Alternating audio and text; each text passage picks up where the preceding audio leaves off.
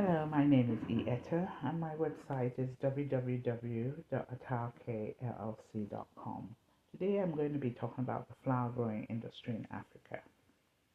In Africa, the large-scale export-oriented floriculture industry really took off in the latter half of the 20th century in countries like Kenya, Ethiopia, and Morocco. African flower exports increased as a result of the energy crisis in the 1970s that shot up the cost of heating greenhouses in northern countries. As a result, production moved south, where producing flowers all year round with less energy was possible. Today, the global cut flowers market is valued at an estimated 36.4 billion US dollars and is set to reach 53.36 billion US dollars by 2030. Benefits of the floriculture industry in Africa contributes to the GDP. The flower industry has contributed significantly to the economies of the African countries involved in this industry.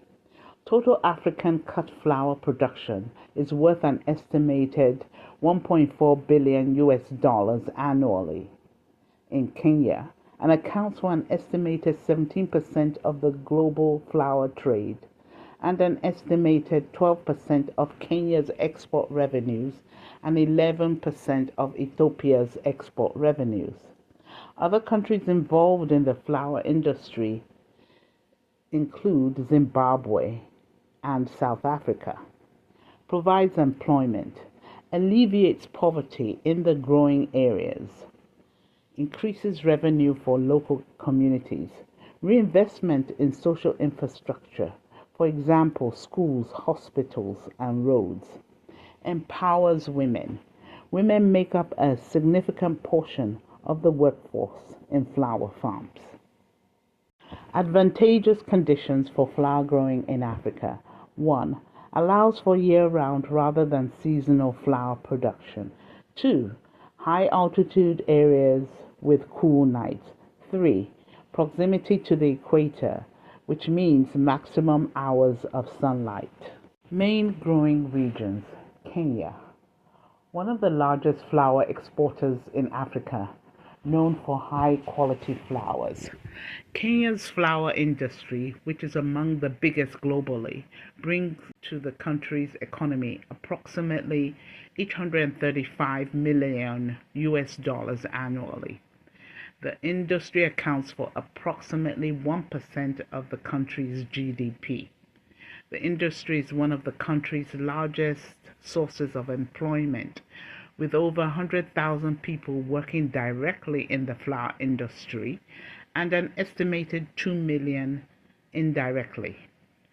The Kenya Flower Council is, for instance, collaborating with smallholder growers, helping them access the necessary criteria and requirements, and even aggregating their flowers for markets.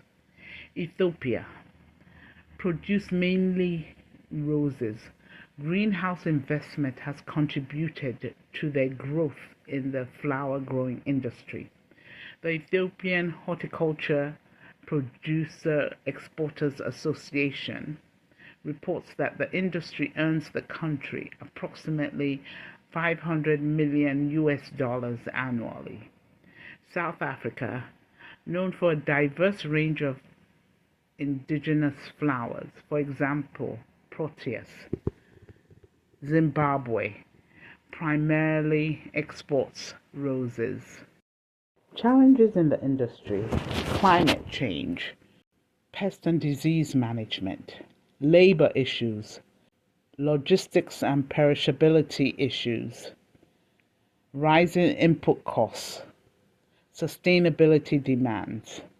In the next episode, the focus will be on the answers to these challenges and possible solutions, as well as opportunities for now and in the future. Again, my name is Etta, and my website is www.atarkllc.com.